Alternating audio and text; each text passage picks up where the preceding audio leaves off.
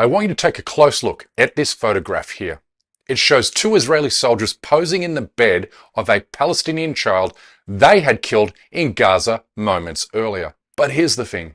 The soldier on the left is from India, and he's just one of hundreds of Indian migrants to Israel participating in the extermination of the Palestinian people. Very few people know that the very first Israeli soldier to be killed during the current invasion of Gaza was also from India. But Israeli soldiers of Indian origin are not only responsible for some of the worst massacres to occur in the Palestinian territory during the past 85 days. Members of the Indian community are taking on Hamas terrorists in Israel.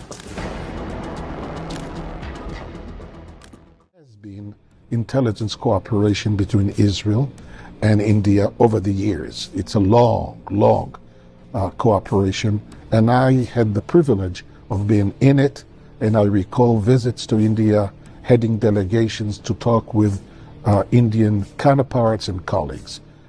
Last month, the Israeli ambassador to India boasted that he could create an entire Israeli army with the number of volunteers he has received from Hindu nationalists in India, who are just itching to kill Muslims wherever they can find them.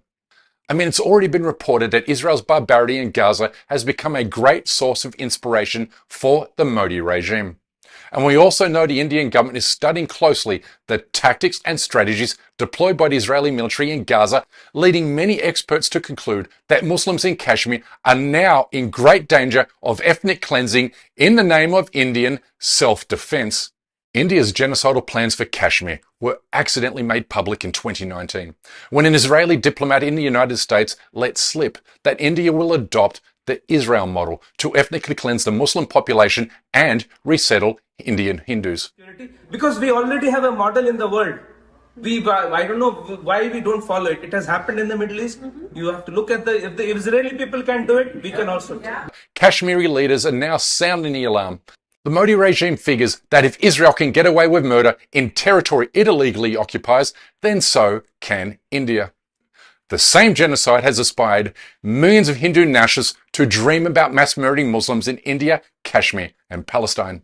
क्योंकि जिस बीमारी से वो लड़ रहे हैं, मानवता के जिस कैंसर से वो लड़ रहे हैं, अब पिछले 1400 सालों से उस कैंसर के पीड़ित हैं. The same radical, jihadist, Islamist, terrorist thinking that Israel is a victim of, we are a victim of as well. Israel is fighting this war on behalf of all of us. Israel is fighting this war for you and me. Indian companies are acquiring some of the largest companies in Israel. That should immediately set in stone just how important Israel has become to India and vice versa. Finally, a new report shows that the Israeli regime plans to permanently replace Palestinian workers with 81,000 foreign workers this year, with a majority to come from India. Israel will need powerful friends and allies like India to keep its economy afloat. So, if our efforts to liberate the Palestinian people are to be highly effective, then we must identify and include Indian products in the Boycott Israel movement. This will not only help save Palestinians from further injustice, but also hundreds of millions of Muslims in India and Kashmir.